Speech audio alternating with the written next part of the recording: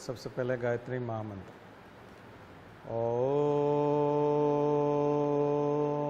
भूर्भुवः स्वः तत्सवितुर्वरेण्यं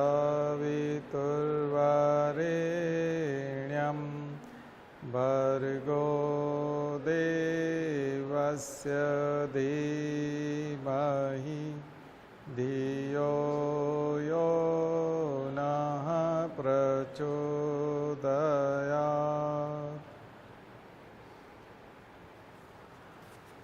तो आपको तैयारी में संतुलन बनाना होगा।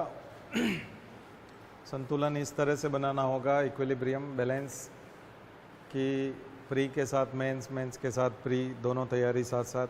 एक दूसरा संतुलन ये है कि अगर आप स्टेट सर्विस की तैयारी भी साथ साथ कर रहे हैं तो यूपीएससी और एमपीपीएससी दोनों का भी तैयारी एक साथ कैसे करें। इसके अलावा अगर आप बैकग्राउंड में सपोर्ट के लिए अगर कोई और एम लेके चल रहे हैं, तो जैसे आप भविष्य में कॉलेज में प्रोफेसर बनना चाहते हैं तो आपने नेट को टारगेट किया है, या और कोई परीक्षा है जिसको टारगेट कर रहे हैं, तो उसको भी बैलेंस बनाते हुए कैसे रखें, तो कर सकते हैं। बड़ी चीज़ नहीं, थोड़ी सी प्रैक्टिस करना होगी उसकी। प्रैक्टिस ये है कि आपने ये देखा होगा कि एक व्यक्ति है जो 4 बार मेंस दे चुके हैं, 5 बार मेंस दे चुके हैं, इसका मतलब उनका प्रीलिम्स रुकता नहीं है। तो एक बार यदि आप उस तैयारी के लेवल पे पहुंच गए कि कट ऑफ जो है 75 है या 75 क्वेश्चंस हैं, कट ऑफ यूपीएससी में 60 क्वेश्चंस हैं या 54 क्वेश्चंस हैं, यानी मार्क्स उसका डबल जोड़ लीजिए, माइनस मार्किंग करेंगे तो 80, 90, 100 जो भी कट ऑफ है। तो एक बार जो कट ऑफ से ज़्यादा लाना सीख जाता है, 4-5 क्वेश्चन ज़्यादा कर लेता है, जैसे 54 क्वेश्चन 90 अटेम्प्ट करे कोई आदमी और 54 क्वेश्चन सही करे तो उसका सिलेक्शन हो जाता है।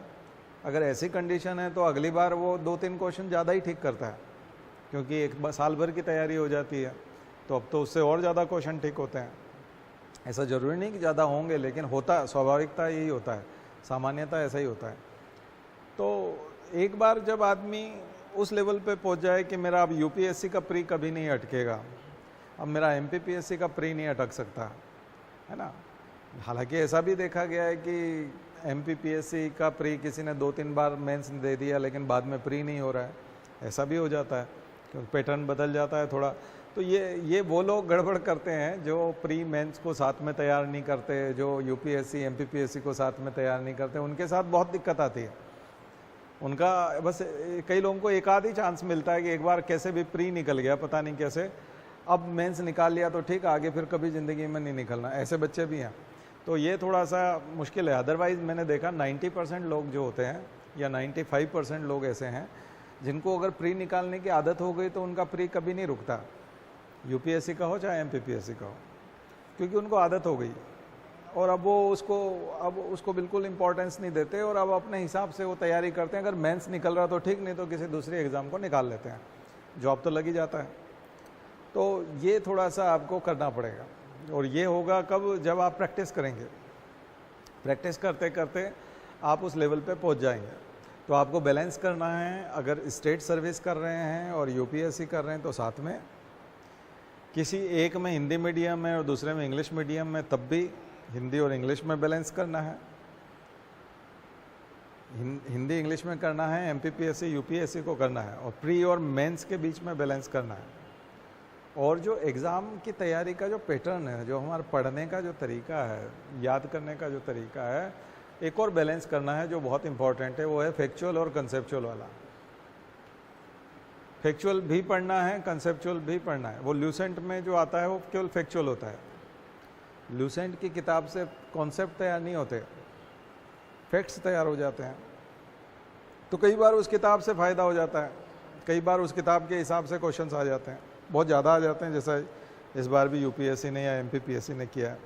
फैक्ट्स ज़्यादा होते हैं, फैक्ट्स ज़्यादा होते हैं तो वो ठगा सा महसूस करता है जिसने कॉन्सेप्ट्स तैयार किए थे। मैंने आपको बताया कॉन्सेप्ट्स पूछने की आदत दुनिया के बहुत सारे देशों में है, वो कॉन्सेप्ट्स पूछते हैं। कॉन्सेप्ट्स का मतलब ये होता है कॉन्सेप्चुअल में सिद्धांत। सिद्धांत क्या है, इसके पीछे अभी क्या हुआ ये मत बताओ, जैसे भीड़ में लोग भगदड़ होती है और मर जाते हैं। तो अभी 120 लोग मर गए, 122 लोग मर गए, ये तो एक घटना है, इसको ये छोड़ो, ये हो गया फैक्चुअल कि अभी जो हाथरस में भीड़ हुई और उसमें भगदड़ हुई तो कितने लोग मरे, तो 122 लोग मरे, ये फैक्चुअल पार्ट है। कहाँ हुई, तो हाथरस में हुई। लेकिन जो कॉन्सेप्चुअल वो ये होता है कि भीड़ का कोई जो है नियम नहीं होता, भीड़ का कोई कानून नहीं होता, भीड़ का कोई अनुशासन नहीं होता, इसलिए उसको भीड़ कहते हैं। ठीक है, मॉब है ना, जनता, जनता अलग चीज है, समूह अलग चीज है, ग्रुप बिल्कुल अलग चीज है, पब्लिक अलग चीज है और भीड़ अलग चीज है। ठीक है, तो भीड़ जो होती है उसमें बहुत ज़्यादा बौद्धिक, भीड़ में कोई एक निर्देश करता भी नहीं होता कि एक डायरेक्टर है और वो माइक से डायरेक्शन दे रहा है और लोग उस दिशा में जा रहे हो। जैसे सेना की परेड होती है, 26 जनवरी पे हम परेड देखते हैं, तो वो भीड़ नहीं है, वो क्या है, सैनिक टुकड़ी है वो, और टुकड़ी जो है वो बटालियन जो है वो पूरी परेड कर रही है, उसमें एक रिदम है, उसमें एक आदेश है, वो कौशन को मानती है, उनको जो निर्देश दिए जा रहे हैं उनका पालन किया जा रहा है। ठीक है, और भीड़ क्या होती है, अनियंत्रित होती है, नेतृत्व नहीं होता, डायरेक्शन नहीं होता, निर्देश नहीं होता। ये जो मैं बात कर रहा हूँ भीड़ के बारे में। और यहाँ जब कभी भी लोग एक दूसरे, चूंकि भीड़ में अपनेपन का भाव भी नहीं होता, तो उनको ये भी नहीं लगता ये गिर गया इसको उठाओ, इसको, वो कुचलते चले जाते हैं, है ना। एनोनिमिटी होती है, अनुनामिता होती है, अनामिता होती है, कोई नाम नहीं होता, किसी के ऊपर ब्लेम नहीं आता, किसने किसको कुचला ये भी नहीं पता, आसान नहीं होता इन्वेस्टिगेशन, तो ऐसे में अपराध हो जाता है। तो भीड़ में अपराध सामान्य बात है। भीड़ में लोग चेन स्नैचिंग कर देंगे, चेन पुलिंग कर ले, खींच लेते हैं, चेन खींच लेते हैं महिलाओं की, है ना। किसी को हत्या करनी है, अफरा तफरी फैलानी है, किसी को चाकू मारना है, तो ऐसे चाकू मार के गायब हो जाएगा भीड़ में, पता ही नहीं चलेगा, अफरा तफरी मच जाएगी, भगदड़ मच जाएगी। तो ये जो मैं आपको बात बता रहा हूँ कि भीड़ में एनोनिमिटी होती है, भीड़ में डायरेक्शन नहीं होता, भीड़ में डिसिप्लिन नहीं होता, ये सिद्धांत है। ठीक है, और ये किसी भी भगदड़ और किसी भी भीड़ पे काम करता है। फैक्चुअल क्या है, हाथरस में भीड़ हुई और उसमें 122 लोग कुचल करके मर गए, ये फैक्चुअल है। तो फैक्चुअल अगर तैयारी करेंगे तो उससे कलेक्टर समाज को कैसे चलाएगा। हाथरस में कितने लोग मरे, 122, और यूपी के कौन से जिले में भगदड़ हुई, हाथरस में हुई। इससे आप कलेक्टर बनाओगे, मान लीजिए किसी को, या डिप्टी कलेक्टर बनाओगे, तो उसकी क्वालिटी क्या होगी। ये तो खबरों में चल रहा था, ये तो टीवी पे एकदम चमक रहा था। इसमें अंतर्मन की गहराई कैसे आएगी, ज्ञान की गहराई कैसे आएगी। वो भीड़ के सिद्धांत को नहीं जानता, भीड़ के सिद्धांत को समझता ही नहीं है, भीड़ का मनोविज्ञान नहीं समझता, भीड़ के अंदर अपराध कैसे घटित होते हैं उस प्रक्रिया को वो नहीं जानता, उसके परिणाम क्या होते हैं वो नहीं जानता, उसके प्रभाव क्या पड़ते हैं वो नहीं जानता। दुनिया भर में भीड़ के लिए दुनिया के कितने वैज्ञानिकों ने, कितने विशेषज्ञों ने, पॉलिटिकल साइंटिस्ट ने, सोशोलॉजिस्ट ने क्या क्या बोला है उसको नहीं पता। बस उसको इतना पता है कि हाथरस में 122 लोग मरे, और हाथरस जो है यूपी का एक जिला है, और इतने में उसने अपने कलेक्टर बना दिया। तो उसकी क्वालिटी कलेक्टर की कितनी घटिया होगी। वो फैक्चुअल पूछना शुरू कर दिया उसने, 50% क्वेश्चन फैक्चुअल पूछ डाले। यूपीएससी ये सब गलती, वो 95 की एग्जाम के आसपास ले चला गया। 30 साल पहले ऐसे क्वेश्चन आते थे,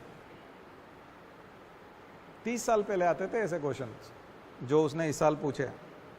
30 साल से यूपीएससी लगातार सुधार करके अपने आप को कॉन्सेप्चुअल बना रहा है और अच्छी क्वालिटी के लोग निकालने की कोशिश कर रहा, हालांकि निकाल नहीं पाया। और अचानक से 30 साल पुरानी वाली एग्जाम ले लिया आपने, तो ये तो अपने पाँव पे कुल्हाड़ी मारने से। तो प्रोग्रेस पहले हो रही थी या अब हो रही है। तो क्या फिर से बैक में। दुनिया के कोई से भी देश, ज़्यादातर देश जो विकसित देश हैं, अमेरिका जैसे देश, ऐसी एग्जाम नहीं लेते फैक्चुअल वाली। उनको फैक्ट से कोई मतलब नहीं है, आपकी डिग्री से भी कोई मतलब नहीं। वो प्रॉब्लम देते हैं, प्रॉब्लम सॉल्व करके बताओ। वो एक प्रॉब्लम दे देते हैं, प्रॉब्लम सॉल्व करके बताओ। आप 8th क्लास में पढ़ते हो, 11th में पढ़ते हो, कोई मायने नहीं रखता। 8th में पढ़ते हो तो भी 1 करोड़ रुपया दे देंगे, आगे की पढ़ाई भी करवा देंगे। आप ये प्रॉब्लम सॉल्व कर सकते हो कि नहीं, ये एबिलिटी आप में होनी चाहिए, और वो आती है कॉन्सेप्चुअल से। इसलिए कॉन्सेप्चुअल पढ़ाई होनी चाहिए और कॉन्सेप्चुअल क्वेश्चंस होने चाहिए। सैद्धांतिक, आप फैक्ट्स पूछ रहे हो, फैक्ट्स तो कोई भी रट लेगा, उसमें क्वालिटी कहाँ से आएगी। फिर उधर सेकंड पेपर में मैथ्स पूछ रहे हो, तो मैथ्स से संवेदनशीलता कैसे आएगी, वो प्रॉब्लम, जनता की प्रॉब्लम को समझेगा कैसे। तो थोड़ा बुरा हुआ है, एग्ज़ाम घटिया हुई है, हल्की क्वालिटी की हुई है, पुराने ज़माने के हिसाब से हो रही, जब लोग समझते नहीं थे, टेक्नोलॉजी नहीं थी, तब इतना शोध नहीं हुआ था, इतना रिसर्च नहीं हुआ था, इतनी कमेटी की रिकमेंडेशंस नहीं आई थी। उसके बाद तो ढेरों एक्सपर्ट्स की कमेटी बनी है, ढेरों एक्सपर्ट्स के कमीशन बने हैं, उन्होंने रिकमेंडेशंस दिए, एग्ज़ाम में काफ़ी रिफॉर्म हुए हैं, यूपीएससी में काफ़ी रिफॉर्म हुए हैं। देश में कई तरह की समस्याएं आई, उनको देखते हुए आपने प्रशासनिक अधिकारियों को चुनना सीखा है। कई तरह के प्रयोग हुए हैं, एक्सपेरिमेंट्स हुए हैं एग्ज़ाम में। कई सारे राज्य सरकारों ने अपने यहाँ राज्य सेवा आयोगों में एक्सपेरिमेंट किए, आपने अडॉप्ट किए, आपके एक्सपेरिमेंट को उन्होंने अडॉप्ट किया है, और एक दूसरे से सीखते हुए, सिखाते हुए, विशेषज्ञों की राय से ये एग्ज़ाम 2023 तक इस हालात में पहुंची थी। अब आप सीधा 28-29 साल पुरानी वाली एग्ज़ाम में ले चले गए, तो ये तो डिग्रेडेशन हुआ, पतन हो गया। तो इसकी क्या वजह है मैं नहीं जानता, लेकिन रिजल्ट आए हुए कुछ 4-5 दिन होंगे, 6-7 दिन हुए। यूपीएससी ने तो मेंस का फॉर्म जारी कर दिया है ना, वो कोई विचार थोड़ी कर रहे कि हमारी एग्ज़ाम घटिया थी, क्वालिटी हमने गिराई थी, वो कोई विचार नहीं कर रहे। वो तो अभी मेंस ले लेंगे, जनवरी-फरवरी में इंटरव्यू हो जाएगा, और आपके यहाँ 10-12 लोग एमपी में आईएएस बन के आ जाएंगे। 6-7 साल बाद वो आपके जिले के कलेक्टर होंगे। मतलब बनेंगे इसी सिस्टम से। ये घटिया होगा तब भी, प्रीलिम्स बेस्ड पूछेगा तब भी, एनालिटिकल पूछेगा तब भी, सीधा सीधा किताब से फैक्ट्स उठा के पूछ लेगा तब भी, न्यूज़पेपर की हेडलाइन पूछ लेगा तब भी, सिलेक्शन आप ही का होगा। तो फिर आप जिस साल परीक्षा देंगे उस साल क्या आने वाला नहीं पता। तो यही बैलेंस करना है कि हमको फैक्चुअल भी पढ़ना है, हमको कॉन्सेप्चुअल भी पढ़ना है, हमको उस एग्ज़ाम को इसी स्थिति में क्रॉस करना है। हमको ऐसा किसी महापुरुष का इंतजार नहीं करना जो यूपीएससी में सुधार कर देगा और उसके बाद फिर हमारा सिलेक्शन होगा। कोई बहुत जोरदार आदमी आएगा और यूपीएससी का जोरदार पेपर लेगा, हमारे हिसाब से लेगा और फिर हमारा सिलेक्शन होगा। नहीं, ऐसा नहीं है। कोई भी आएगा, देखिए यूपीएससी की जो पोस्टिंग्स हैं वो पॉलिटिकल पोस्टिंग्स हैं। पॉलिटिक्स में जिसकी पहुंच होगी वो यूपीएससी में घुस जाएगा, और पॉलिटिक्स में जिसकी पहुंच है वो यूपीएससी में घुस गया। वो वहाँ बैठ करके कैसे काम कर रहा है, कैसे ज्ञान दे रहा है, कैसा निर्देश दे रहा है। हो सकता है कि आज से 40 साल पहले यूपीएससी में बहुत अच्छी क्वालिटी का व्यक्ति गया हो सकता है आज से 10 साल पहले गया, हो सकता है अभी 5 साल पहले गया हो, लेकिन आज की तारीख में है वो भी अच्छा है, इसकी कोई गारंटी नहीं है। हो सकता है वो 40 वाले से भी गया बीता हो, 40 साल पहले वाले से भी। और अगर वो एग्ज़ाम लेगा तो वो 2025 के एग्ज़ाम होगी अगले साल, और वो जैसा भी पेपर आएगा उसको आपको क्रॉस करना है, क्योंकि उसकी मेंस होगी, और उनको फिर क्रॉस करना आपका इंटरव्यू होगा, और उस इंटरव्यू को क्रॉस करना है, आप नौकरी में लग जाओगे। हम उसको क्रिटिसाइज नहीं कर सकते, ठीक है। तो फिर तैयारी किस टाइप से कराएं आपको कि वो एग्ज़ाम निकल जाए, ठीक है ना। तो मुझे वो बढ़ते क्रम में जा रहा था, असेंडिंग था ऑर्डर, और सब कुछ सुधार होता जा रहा था। तो हम अपेक्षा ये कर रहे थे कि सुधरता जाएगा, सुधरता जाएगा, सुधरता जाएगा, आगे सुधार और बढ़ेगा, आगे और कंसेप्चुअल बढ़ेगा, अब और इंटरनेशनल लेवल का टाइप एग्ज़ाम होगा। ये तो बिल्कुल स्टेट लेवल पे चले गए, आप नेशनल से उल्टा स्टेट पे चले गए। हमको लग रहा था इंटरनेशनलाइजेशन होगा, अंतर्राष्ट्रीयकरण होगा, और विकसित देशों के जैसे पढ़ाई होती है उस स्तर के क्वेश्चंस आएंगे। तो हम भी अपने पढ़ाई का पैटर्न जो है आपके साथ जो शेयर कर रहे थे वो वैसा ही था। लेकिन जब पीछे गए हैं तो थोड़ा सा अब हमको भी सोचना पड़ रहा है कि कुछ चीज़ें जो है अब वापस स्टेट लेवल की भी बतानी पड़ेगी, है ना। अब करना पड़ेगा। तो अभी तक हमने जो कल्चर का टॉपिक देखा है, तो आप भी नितिन सिंघानिया की किताब खरीदो, कल्चर की नहीं खरीदी है तो डाउनलोड करो इग्नू के नोट्स कल्चर के नोट्स डाउनलोड कीजिए। सोशियोलॉजी में, एंथ्रोपोलॉजी में भी मिल जाएंगे, हिस्ट्री में भी मिल जाएंगे, वहाँ से डाउनलोड कीजिए। आजकल डाउनलोड करने के लिए पीडीएफ बहुत है, लेकिन सिलेक्टेड NIOS का नोट्स देखिए, कल्चर का NIOS का कल्चर का नोट्स आप इग्नू का देख सकते हैं। कल्चर का नोट्स आप NCERT 11th की NCERT देख सकते हैं। कई लोग नितिन सिंघानिया की किताब खरीदते हैं, तो आपने अगर नहीं खरीदी तो खरीद सकते हैं, या हो तो पुराना एडिशन भी चलेगा। सिलेक्टेड टॉपिक्स पढ़ने हैं, जो आपको यहाँ बताया जाएगा, नहीं तो हम ग्रुप में डाल देंगे कौन कौन से टॉपिक पढ़ने हैं। तो ग्रुप से जुड़ जाइए, जो लोग नहीं जुड़े हैं वो ग्रुप से जुड़ जाइए, ठीक है। ये जो वीडियो होता है यूट्यूब का, इसके नीचे ही ग्रुप से जुड़ने के लिए नंबर दिए मैं, मोबाइल नंबर, उनको व्हाट्सएप पे अपनी इन्फॉर्मेशन दे करके ग्रुप से जुड़ सकते हैं। तो ग्रुप से जुड़ जाइए, तो उससे आपको समय समय पे इन्फॉर्मेशन मिलती रहेंगी, ठीक है। तो ये चीज़ें आपको करनी है, क्योंकि सारी चीज़ें यहाँ नहीं पढ़ाई जा पाएंगी, तो आपको थोड़ा देखना पड़ेगा। तो आप थोड़ा इस टाइप से देखिए कि जो अभी तक जो हम लोग पढ़ते थे कि UPSC जो पूछता था कि यम और नचिकेता का संवाद कौन से उपनिषद में आता है, तो कठोपनिषद में लगा देते थे, कठोपनिषद में आता है, और वो सही हो जाता है। अब थोड़ा सा आपको और डीप में जाना पड़ेगा, क्योंकि डीप में भी जाना पड़ेगा और कुछ ऊपर की चीज़ें भी पढ़ना पड़ेगी। वैसी और कहानियाँ भी पढ़िए, और किताबों के नाम पढ़िए, लेखक के नाम पढ़िए, किताबों लेखक के नाम ज़्यादा से ज़्यादा पढ़िए। आजकल ट्रेंड चल पड़ा है, पहले भी था, बहुत पुराना ट्रेंड है किताबों के नाम पूछने का, है ना। सबसे प्राचीन किताब अभी MPPSC ने पूछा है, ऋग्वेद, है ना, तो सबसे प्राचीन बुक है। तो वो सीक्वेंस लिख लीजिए, सबसे पहले वो सीक्वेंस लिख लीजिए, ऋग्वेद, या सबसे पहले लिखिए सीक्वेंस में वेद, बेसिक चीज़ है वेद। वेदों की फिर संहिताएं लिखी गई है, डैश लगा के लिखिए संहिताएं, संहिता, संहिता, SAMHITA, संहिता। हिंदी में लिखते हैं तो स के ऊपर बिंदी लगा देते हैं, संहिता। संहिता मतलब कंपाइलेशन, कंपाइल करना, तो संहिता। संहिता के बाद में ब्राह्मण, जो नेक्स्ट टेक्स्ट है, उसी के आगे, संहिता के आगे लिखिए ब्राह्मण, एरो बना के, ब्राह्मण। जो ब्राह्मण हैं वो प्रोज में है, गद्य में लिखे गए हैं, ब्राह्मण ग्रंथ प्रोज में लिखे गए हैं, गद्य में। फिर लिखिए आरण्यक, आरण्यक ये विश्लेषण है, मनन चिंतन है।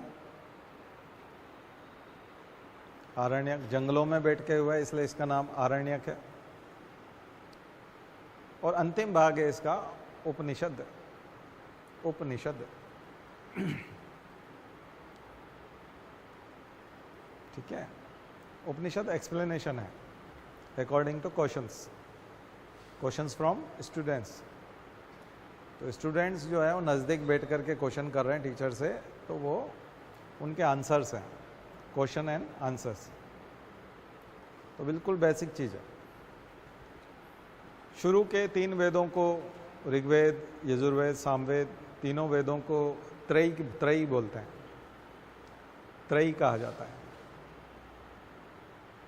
TRAYI, त्रयी। शुरू के 3 वेदों को कहा जाता है, ऋग्वेद, यजुर्वेद, सामवेद, ठीक है। तो इस लेवल पे आपको तैयारी करनी है। हमारा कभी आपने नोट्स देखा हो हिस्ट्री का, तो उसमें एंशिएंट हिस्ट्री देखी होगी, तो टू द पॉइंट्स में बहुत सारे पॉइंट्स दिए हुए हैं। तो वो खैर पुराने ज़माने में, जब आज से 20-25 नहीं, 2014 से पहले, शायद 14 से पहले,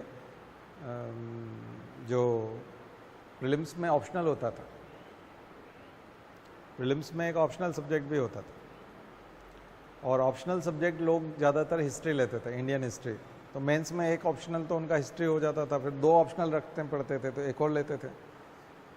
तब वो जो नोट्स बनाए गए थे ऑप्शनल सब्जेक्ट के लिए, हिस्ट्री ऑप्शनल सब्जेक्ट के लिए जो नोट्स बनाए गए थे वो हम आजकल डीप में पढ़ा रहे हैं, क्योंकि वही हम देते हैं अपने नोट्स। जो भी खरीदता है तो उसको हम ऑप्शनल वाले नोट्स देते हैं, तो उससे ज़्यादा डीप में नहीं होता हिस्ट्री। और सबसे बड़ी चीज़ है कि वो बुक एंशेंट हिस्ट्री की, वो अगर 250 पेज की है, 270 के आसपास की है, अगर उसको लाइन से आप लोग रट जाते हैं, अब किसी IITian को बोलोगे तो वो तो 16 घंटे पढ़ने का आदी है, तो वो क्या करता है कि उसको 1 to 1 रट जाता है। उन IITian के सिलेक्ट होने का कारण है लेबर, उनके पास लेबर करने की बहुत ज़्यादा पावर है। एक तो क्रीम तो है ही है, नॉलेज तो उनको है ही, यानी कि नॉलेज क्या है, प्रैक्टिस करने की आदत बहुत ज़्यादा है, रटने की आदत बहुत ज़्यादा है, बचपन से बहुत ज़्यादा है। बहुत ज़्यादा शार्प वगैरह नहीं है, मतलब रटते बहुत हैं, तभी तो उनका IIT वाला जी वाला सब एग्ज़ाम निकाले वो, फिर वहाँ गए तो वहाँ फिर खूब मेहनत की। अब वो जब सिविल सर्विसेज में आते हैं तो उन्हें ये बहुत हल्का फुल्का लगता है, उनको लगता है कि क्या मतलब इस किताब को कितने दिन पढ़ेंगे, तो वो घंटे के हिसाब से देख लेते हैं, अच्छा तो 3 दिन में ख़त्म कर देंगे, 273 पेज, 1 घंटे में 10 पेज पढ़ जाते हैं, दिन भर बैठेंगे तो 100 पेज हो जाएंगे, तो 3 दिन का काम है। एक आध बार महीने बार फिर रिवाइज कर लेंगे, तो ऐसे 3-4 बार 5 बार रिवाइज कर लेते हैं। हमारा आदमी जो होता है, हमारे यहाँ का जो बच्चा होता है जो हिंदी मीडियम से पढ़ा है या जो आर्ट्स पढ़ा हुआ है या सामान्य कोर्स करके BTech या BE करके भी आया है, तो वो जो बच्चा होता है वो उसके लिए 1.5 महीने का काम है, जो उसके लिए 3 महीने का है, 3 दिन का है। वो 1.5 महीने तक लेके बैठा रहता है, तब तक वो पहला वाला चैप्टर भूल जाता है, तो वहीं का वहीं हो जाता है। इतने में तो वो 3-4 बार पढ़ जाता है, और इस बीच में दूसरा भी पढ़ लेता है। तो एक थोड़ी सी शरीर की क्षमता तो बढ़ानी पड़ती है सिविल सर्विस। मैं नहीं कहता कि आप 16 घंटे पढ़ो, लेकिन क्वालिटी से पढ़ने के लिए मैंने जो बच्चे देखे हैं, खास करके जो मैंने तैयारी की, जिन लोगों के सामने साथ में तैयारी की, वो बहुत स्टेमिना है उनका पढ़ने का, बहुत स्टेमिना है। मेरा भी नहीं था इतना, तो मुझे टाइम लगा सिलेक्ट होने में, मुझे टाइम लगा, उनको लगा ही नहीं, वो 1 ही साल में सिलेक्ट हो गए। पहले साल आए बैठे, अभी मेरे साथ ही एक डॉक्टर था, तो पहले साल जब आया तो मेरे से कम नंबर थे उसके, सिलेक्ट तो वो भी हुआ, मैं भी हुआ, लेकिन मेरे से 150 नंबर कम थे, तो पीछे सेलेक्ट हुआ वो। इंटरव्यू में भी मेरे को 180 थे, उसको 150 मिले थे, तो उसने मुझे गुरु बनाया। उसने कहा देखो ऐसा है कि मैं बहुत मेहनत की मैंने, लेकिन मैं नहीं कर पाया, इस बार आप मुझे बताओगे। तो मेरा जो नॉलेज है वो 3-4 महीने में ख़त्म हो गया, उसके साथ बात करते करते उसको बता दिया मैंने, जो बताना था 3-4 महीने में बता दिया। अब 6 महीने बाद हम जब एक क्लास में गए, मुझे ऑफ़र मिला था पढ़ाने का, मैंने कहा तुम भी पढ़ा लेना एक आध। उसने सुबह 6 बजे से लेकर 3 बजे तक पढ़ाया। ब्रेक लिया स्टूडेंट्स ने, उसने ब्रेक नहीं लिया, 9 घंटे तक लगातार पढ़ाया। उसका स्टेमिना ही बहुत गजब का था, और मैं भी दंग रह गया। मैंने डेफिनेटली जोलॉजी सब्जेक्ट पढ़ाने गए थे, तो वो मेडिकल में डॉक्टर भी है, तो और ज़्यादा इनपुट है उसके पास, वो और ज़्यादा एक्स्ट्रा अच्छे से दे सकता था उसी सब्जेक्ट को, तो उसने दिया। लेकिन मैं उसका स्टेमिना देख के कायल हो गया। वो 3 घंटे लिखने के बाद थकता नहीं। वहाँ 6 घंटे लिखना होगा आपको मेंस में, UPSC में एक ही दिन में 6 घंटा लिखना होता है, सुबह में 3 घंटे, दोपहर में फिर 3 घंटे, तो उसको 6 घंटे लिखने में थकान नहीं आती, लिख लेते। ठीक है, तो ये थोड़ा सा आपको होना चाहिए, स्टेमिना तो होना चाहिए। अब स्टेमिना आपका कम हो जाए, मुझे आप 2-3 घंटे दौड़ा लो सुबह, मुझे कोई दिक्कत नहीं है। मुझसे 3-4 घंटे अभी भी लिखवा लो, मुझे कोई दिक्कत नहीं। मैं 50 साल का हो गया हूँ, लेकिन 3 घंटे दौड़ सकता हूँ। बल्कि आधे पौन घंटे दौड़ने के बाद तो अच्छा लगने लगता है, मतलब कि अब तो दौड़ना शुरू हुआ है, मतलब अब तो मज़ा आएगा, तो उसके बाद अच्छा लगता है। ये बात मैंने अपने जिम वाले को बताई, तो बोले कि मैं तो होशंगाबाद तक दौड़ के जाता हूँ और वापस आता हूँ एक ही दिन में। जूते ले जाते हैं साथ में, बैग में चेंज करना पड़ता है। मैंने कहा ये तो और आगे है। बोलता मैं दिल्ली एयरपोर्ट पे कभी उतरता हूँ तो जहाँ जाना होता है 20 किलोमीटर 25 किलोमीटर दौड़ के जाता हूँ, टैक्सी वैक्सी कभी नहीं करता है। अपने पाँव पे भरोसा, दौड़ के निकल जाओ, बस वहाँ जाके कपड़े चेंज कर लो क्योंकि पूरे गीले हो जाएंगे। मैंने कहा बेस्ट है यार, उस दिन की एक्सरसाइज भी हो गई उसकी। तो ये तो आपके ऊपर है कि आप कितनी प्रैक्टिस करोगे। मैं शुरू में दौड़ूंगा तो हो सकता है किसी दिन पहले दिन आधे घंटे में थक जाऊं, दूसरे दिन 40 करूंगा, ऐसा करते करते 3 घंटे दौड़ सकते हैं। 10-10 मिनट रोज बढ़ा दो। आप बढ़ाते हो क्या? अपने शरीर को निचोड़ते हो क्या? आप लिखने की प्रैक्टिस करते हो क्या? उसने कर रखी है और वो वहाँ पर अप्लाई कर देता है क्योंकि वो पिछले कई महीनों से यही कर रहा है, कई सालों से कर रहा है, 7-8 सालों से। वो यूपीएससी की तैयारी करने आता है तो वो क्या करता है, उसको खा पी जाता है उसको सिलेबस को। आप साल भर में 1 बार करते हो, 1 साल में 10 बार कर जाता हो, सिलेक्ट हो जाता है 1 ही बार में। तो मेरे से वो इंडिया टॉप किया था उसने, डॉक्टर ने, इंडिया का पहला नंबर था उसका। मैंने कहा कमाल है यार, ये इसको मैंने पढ़ा है। मैं बोलता ही रह गया, मेरे 167 है, इसके 203 है 300 में से, जिस सब्जेक्ट को मैंने पढ़ा है। सेकंड पेपर में मेरे 174 है, उसके फिर 203, दोनों पेपर में 203 है, तो 406 हो गए उसके। मैं एक में 164 कुछ था, एक में 173 कुछ, ऐसा इस टाइप का मार्क्स लेके बैठ गया। जबकि 1 साल पहले वो 150 और 146 था। तब मेरे पास आया था कि आपके तो 175 तक आते हैं और आप हमको पढ़ाओ, और सरेंडर हो गया वो। तो मेरे नोट्स भी ले लिए, मुझसे समझ भी लिया सब, और बोले बस। और अगले साल तो अब वो स्टेमिना ज़्यादा था उसका, यूज़ किया उसने। तो स्टेमिना के बल पे भी सिलेक्शन होता है, तो इसलिए शारीरिक क्षमता भी बढ़ाई है। ठीक है, भोजन चेंज कीजिए, एक्सरसाइज बढ़ाइए, मेडिटेशन कीजिए, कैसे भी करिए, लेकिन उसको करिए, तो ऐसा हो जाता है।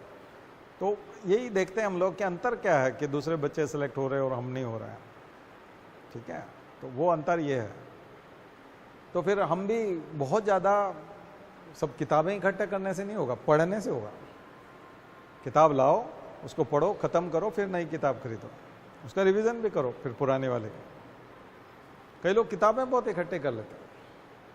तो आज मैंने मटेरियल जो दिखाया आपको वो पढ़िए। नोट्स हमारा है तो वो कम से कम 30-40 किताब के बराबर है, क्योंकि बहुत किताबों को पढ़ने के बाद नोट्स बनाया गया है, तो थोड़ा सा हल्का हो जाता है। कई लोग कोचिंग के खिलाफ बोलते हैं, कई लोग नोट्स के खिलाफ बोलते हैं, तो थोड़ा मैं इसमें ये कहना चाहूँगा कि नोट्स और कोचिंग जो है वो ठीक है, उसके बिना भी व्यक्ति बन सकता है, लेकिन टाइम लग जाएगा। कोई 21 साल का आदमी है और अगर वो शुरू करेगा तो ट्रायल एंड एरर करते करते खुद से करेगा। तो ऐसा नहीं कि किसी कोचिंग वाले ने कर लिया तो वो खुद नहीं कर सकता, वो खुद भी कर डालेगा, कोई बहुत बड़ी चीज़ नहीं है। लेकिन वो 24 साल का हो जाएगा, 25 साल का हो जाएगा, हो सकता है 26-27 साल का हो जाए, ये सब करते करते। अच्छा, उसको लगेगा बहुत अच्छा कि उसने खोज लिया, अपार खुशी मिलेगी कि उसने बहुत बड़ा खजाना खोज लिया। क्योंकि और अगर वो किसी कोचिंग में जाता है या अच्छी कोचिंग में जाता है या अच्छी नोट्स को लेता है, तो वहाँ फर्स्ट डे फर्स्ट जो है उसको ये सब चीज़ें मिल जाएगी। ठीक है, उसे वो एहसास खुशी वाला नहीं होगा कि उसने खोजा, लेकिन उसे मिल पहले ही दिन जाएगा, पहले ही दिन वो सारी चीज़ें मिल जाएंगी जो वो खोजना चाहता है। बस उसको तैयार को उसको, लेकिन आप खुद बना करके खाना खाते हैं तो अलग टेस्ट आता है और अच्छा भी लगता है। वो बना बनाया खाना मिल जाए तो उसमें फिर अलग रहता है, उसका बात अलग होती है। ठीक है ना, तो वो वाला अंतर तो दिखेगा, लेकिन सिलेक्शन जल्दी हो जाता है। तो आप यूज़ कर सकते हैं। मेरी मान्यता ये है कि मार्केट को जो है वो एक्सेस करना चाहिए। मार्केट के जो रिसोर्सेज हैं, मार्केट में जो चीज़ें अवेलेबल है, उसको एक्सेस करना चाहिए। अगर आप कर सकते हैं तो करना चाहिए, नहीं कर सकते हैं तो ठीक है, हार्ड वर्क करिए, लेकिन आपका वर्क स्मार्ट होता जाएगा। अगर आप पेन ड्राइव, आपके पास ऐसा टीवी है, स्मार्ट टीवी है जिसमें पेन ड्राइव लगा करके आप लेक्चर देख सकते हैं, तो मुझे लगता है वो ज़्यादा बड़ा स्क्रीन दिखता है। मोबाइल में से तो काफ़ी बड़ा दिखता है। आजकल जो साधारण टीवी आते हैं वो भी स्मार्ट टीवी हैं, उनमें USB पोर्ट भी होता है, तो बहुत आसानी से आप बहुत सारी चीज़ें कर सकते हैं। वो मार्केट है, मार्केट को आपने एक्सेस किया, आपकी क्वालिटी बढ़ गई, आपको फ़ायदा होने लगा। ठीक है, ऐसे ही रिसोर्सेज के मामले में कीजिए, है ना। तो आज की बात यही है खास जो आपको याद रखनी है कि डीप में भी पढ़ना है और ऊपर ऊपर भी पढ़ना है, एनालिटिकल भी पढ़ना है, कॉन्सेप्चुअल भी पढ़ना है और फैक्ट्स भी रटने हैं, ठीक है, दोनों चीज़ करना है। तो ईयर भी याद रखना है, प्लेस भी याद रखना है, पर्सन भी याद रखना है, बुक भी याद रखना है, इवेंट भी याद रखना है, और फिर उसके पीछे की फिलॉसफी भी याद रखना है। फिलॉसफी मीन्स एनालिसिस, ठीक है, उसी को मीमांसा कहते हैं जनरली, तो उसको भी याद रखना है। तो ये जो एंशेंट वाला पार्ट है, ये पूरा बड़ा बहुत ज़्यादा वास्ट पार्ट है, बहुत ज़्यादा वास्ट है, इसको सीमित करना बहुत मुश्किल है। लेकिन यहाँ कैरेक्टर्स से जुड़े हुए क्वेश्चंस आते हैं, जैसे मैंने यम या नचिकेता का बताया, श्वेत केतु की कहानी है, ठीक है, श्वेत केतु वाली कहानी याद रखिए। आरुणी, श्वेत केतु, यम, नचिकेता,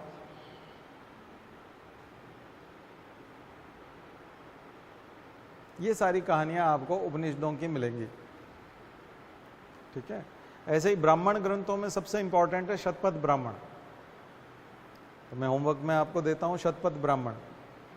शतपथ ब्राह्मण यजुर्वेद का ब्राह्मण है, शुक्ल यजुर्वेद का। शुक्ल यजुर्वेद और कृष्ण यजुर्वेद, यजुर्वेद के दो भाग हैं, दो तरह की संहिताएं हैं। उसमें इंपॉर्टेंट है शतपथ ब्राह्मण। शतपथ ब्राह्मण यज्ञों के बारे में बताता है, तमाम प्रकार के यज्ञों के बारे में, सामाजिक जीवन के बारे में भी बताता है, सोशल लाइफ उस समय की, और यज्ञों के बारे में बताता है ज़्यादातर, यज्ञों का समय, यज्ञों के प्रकार, यज्ञ के नियम, यज्ञ के कानून, मेजरमेंट, यज्ञ की वेदी किस प्रकार की बनेगी, अलग अलग यज्ञों के ऊपर श्लोक है, कौन कर सकता है कौन सा यज्ञ। तो 4 बड़े यज्ञ हैं, अश्वमेध यज्ञ, राजसूय यज्ञ, राजसूय यज्ञ राजा की कीर्ति जब फैलती, साम्राज्य बढ़ाने के लिए अश्वमेध होता है, राजा की कीर्ति बढ़ाने के लिए राजसूय होता है, स्वयं को ताकतवर और घोषित करने के लिए वाजपेयी यज्ञ होता है, वाजपेयी यज्ञ। इसके अलावा एकराट, विराट, ये सब यज्ञों के प्रकार हैं। तो ये सब जो यज्ञ हैं अलग अलग प्रकार के, कौन कौन करेगा, ये सारी चीज़ें जो है डिटेल्स आपको यजुर्वेद में मिलता है, और यजुर्वेद के खास करके शतपथ ब्राह्मण, ठीक है। तो शतपथ ब्राह्मण इनकी व्याख्या भी करता है, श्लोक के माध्यम से डेफिनेशन देता है, परिभाषित करता है यज्ञों को। आपको वो बताया था पुरोहित, 4 प्रकार के पुरोहित होते हैं, प्रिस्ट होते हैं, अलग अलग वेद का अलग अलग पुरोहित है, वो बहुत इंपॉर्टेंट है पुरोहित। ऋग्वेद का पुरोहित होता कहलाता है, जो आहुति डालने वाला होता।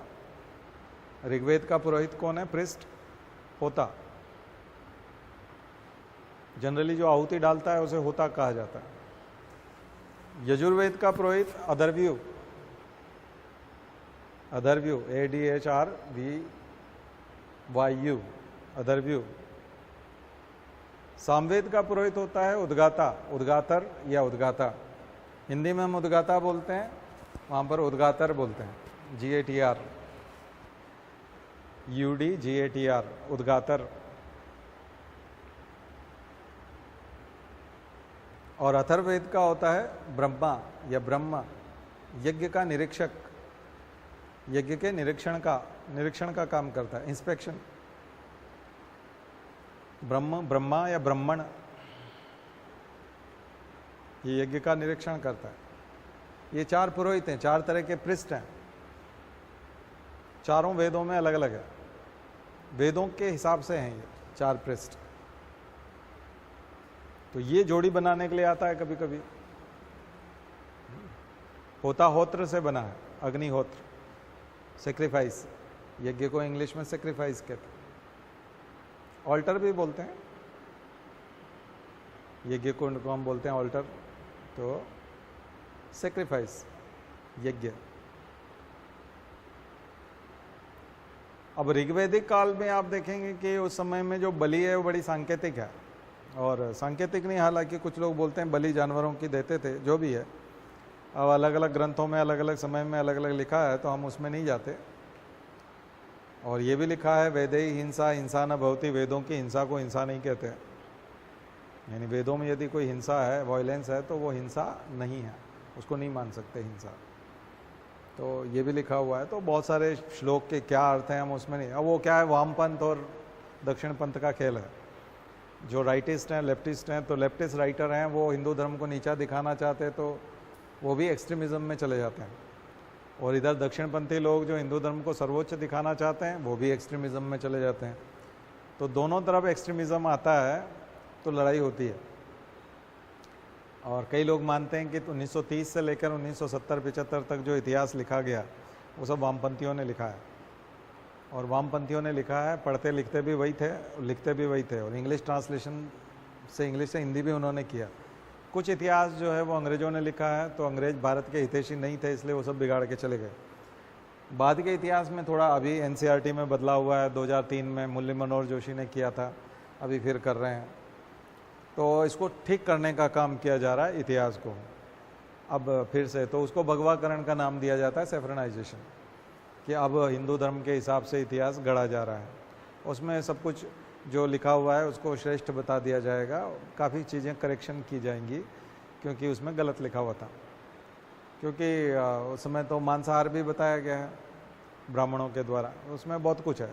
वैदिक समय में जो बहुत सारा जो आप पढ़ेंगे ना नोट, इसीलिए पुरानी एनसीईआरटी को भी बदला जा रहा है, पुरानी किताबों को भी बदला जा रहा है। आर्य शर्मा पढ़ी है एंशिएंट हिस्ट्री, शर्मा जी हैं वो, लेकिन लिख रहे हैं, तो लिख रहे हैं वो भी। वामपंथी माना जाता है उनको। रोमिला थापर है, सुमित सरकार हैं, ये सब जो इतिहास लेखक हैं, इन सबको वामपंथी थे भी, वामपंथी पार्टियों से जुड़े हुए भी थे। लेकिन अब हम उस विवाद में नहीं जा सकते, नहीं तो हम आईएएस बनने से रह जाएंगे, क्योंकि हम तो कोई पॉलिटिकल पार्टी के लिए झगड़ा नहीं कर सकते, ना किसी आइडियोलॉजी के लिए कर सकते हैं। तो फिर हम लोगों को चूँकि क्या करना चाहिए, हमको अब उसमें वो नहीं जाना है कि किसने क्या लिखा है, गलत लिखा है, सही लिखा है, हमको वो नहीं। हमको पता होना चाहिए कि क्या है, ताकि क्वेश्चन आएगा तो उसके अकॉर्डिंग हम लिख सकें, आंसर निकाल सकें। बाकी गाय और जो बछड़ा होता है और जो बैल होता है, इनको पूजनीय माना है, अवध्य है। ठीक है, जैसे ब्राह्मण अवध्य है, वैसे ही गाय भी अवध्य है, उसकी हत्या नहीं की जा सकती। ठीक है ना।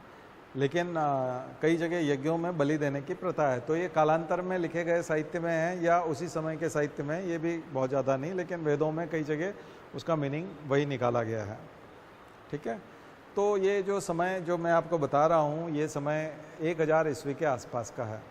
ऋग्वैदिक काल जो कहलाता है, वैदिक काल जिसको कहते हैं, वैदिक काल का मतलब ऋग्वैदिक काल, वैदिक काल का मतलब ऋग्वैदिक काल। ऋग्वेद को ही वाकई में वेद माना गया है। ठीक है, ऋग्वेद ही वेद है। 1000 से 600, 1000 to 600 BC, 1000 से 600 BC में उत्तर वैदिक काल माना गया है, पोस्ट वैदिक पीरियड, पोस्ट वैदिक पीरियड। और ये वो समय था जब ऋग्वेद का पहला और 10वां मंडल जोड़ा गया था। ऋग्वेद के जो शुरू के 6 मंडल, बीच के जो 7 मंडल हैं, वो ऋषियों के नाम से हैं।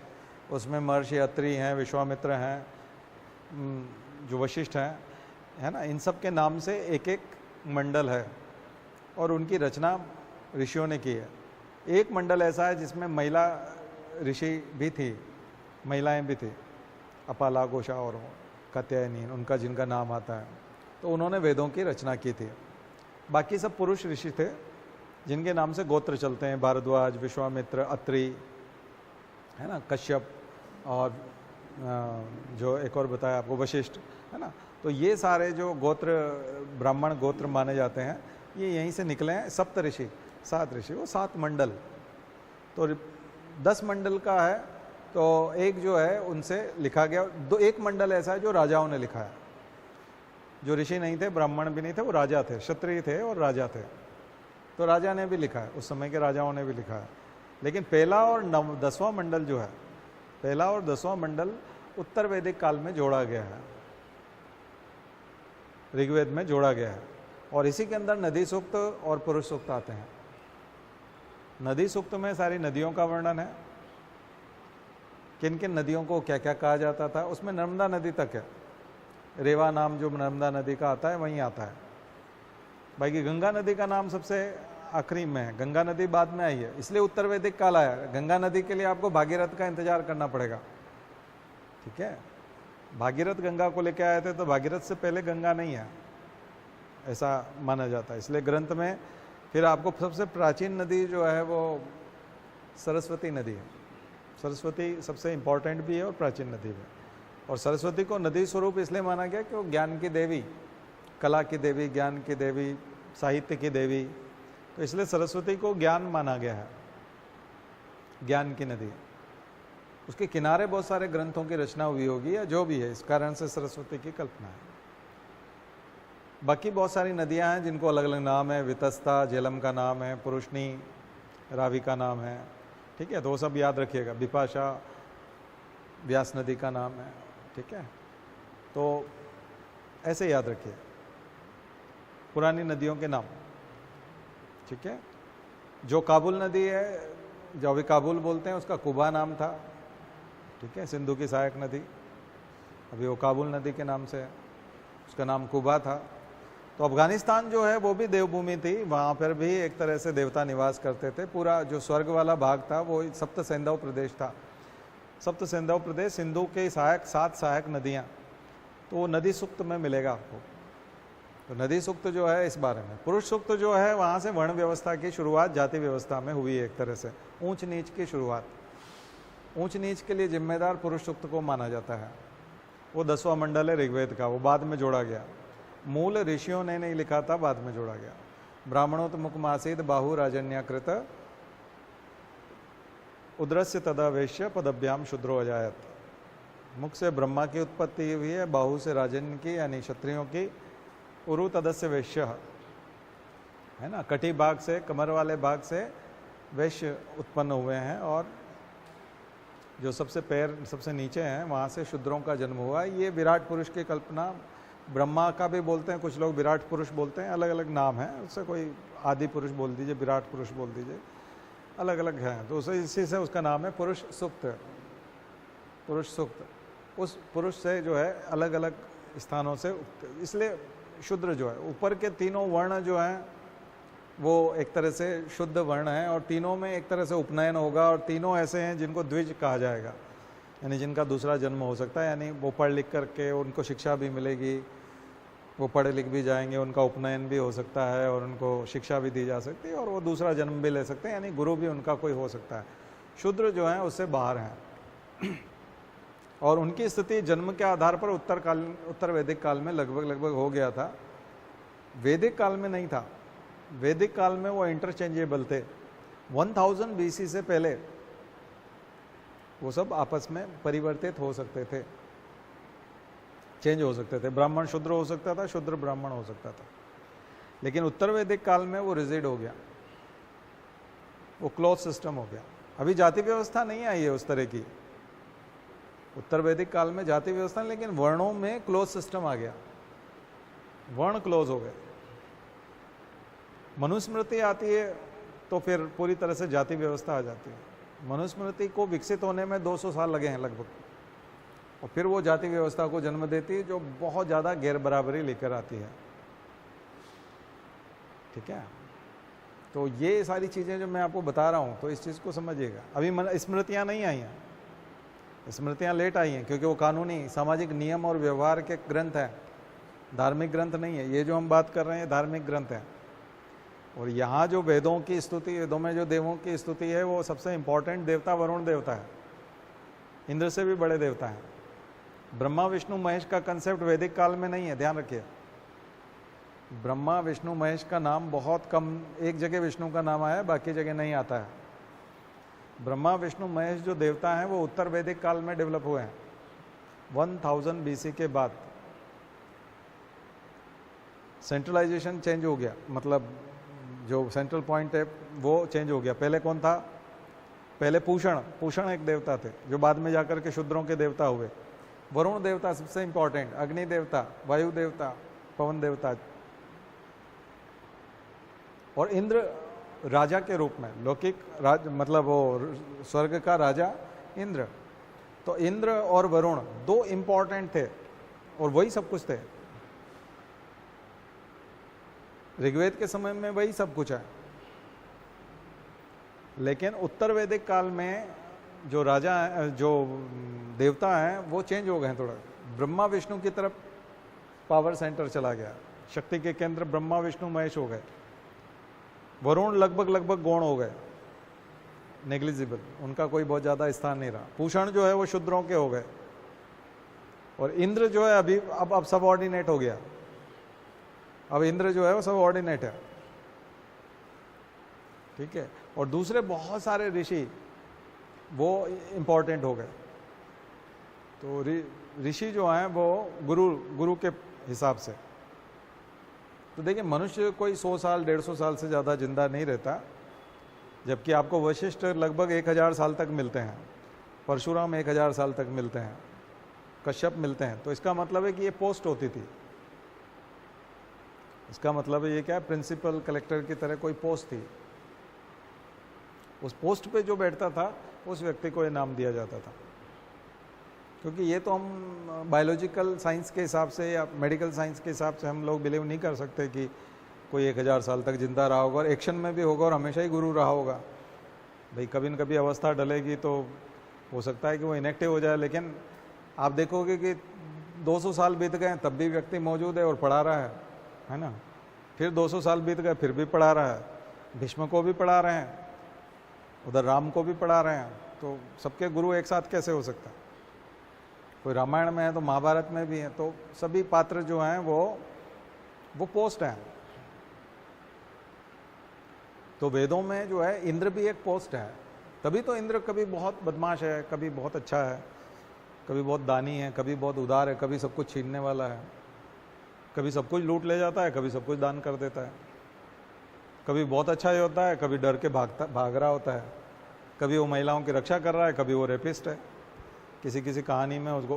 तो इसका मतलब क्या है? इसका मतलब है कि कलेक्टर आपके यहाँ भ्रष्ट भी आते हैं, ईमानदार कलेक्टर भी आते हैं, तो 50 साल में तरह तरह के कलेक्टर आके चले जाते हैं, है ना, समझ में? तो यहाँ 1000 साल में बहुत सारे तरह के इंद्र आके चले गए।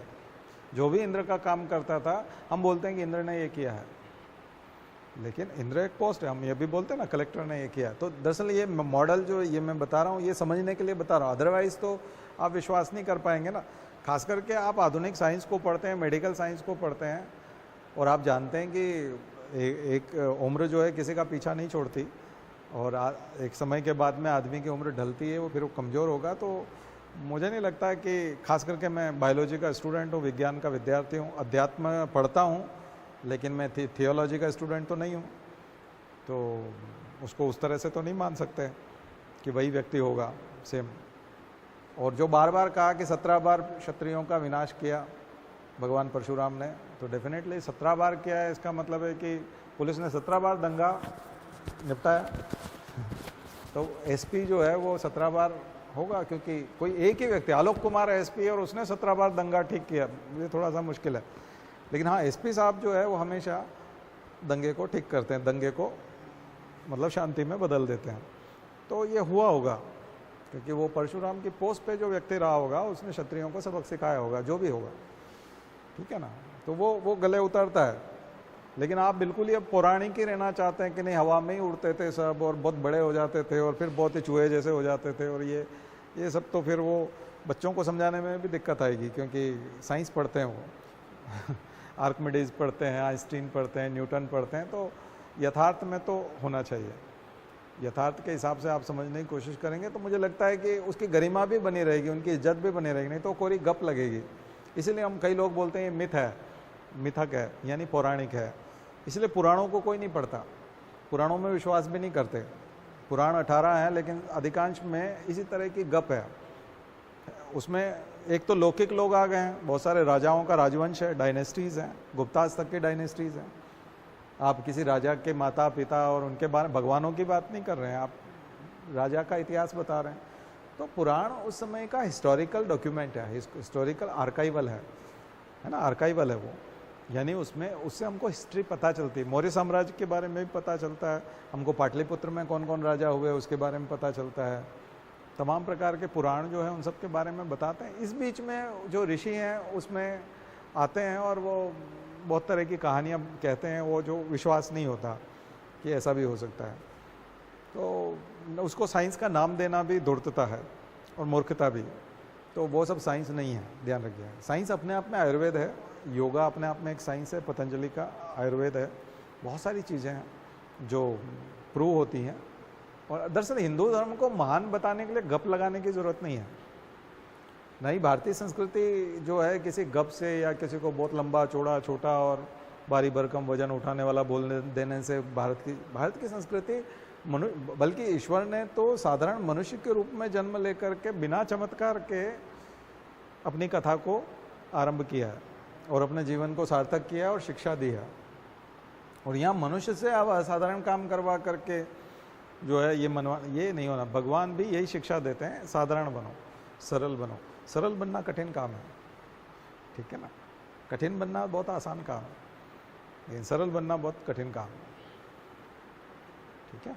चलिए, तो आज की बात यहीं ख़त्म कर। ओम द्यौ शांति अंतरिक्ष ग्वम शांति पृथ्वी शांतिराप शांतिरौषधयः शांति वनस्पतयः शांतिर्विश्वे देवाः शांतिर्ब्रह्म शांति सर्वगं शांति शांतिरेव शांति सामा शांतिरेधि। ओम शांति शांति शांति सर्वारिष्टा सुशांतिर्भवतु। बोले गायत्री माता की, परम पूज्य गुरुदेव की, परमन्या माता जी की। हम सुधरेंगे, हम बदलेंगे, एक बनेंगे। जन्म जहाँ पर, अन्न जहाँ का, ज्ञान जहाँ से, वह है प्यारा। तो देश की रक्षा कौन करेगा? मानव मात्र, नर और नारी, जाति वंश सब, भारत माता की, भारतीय संस्कृति की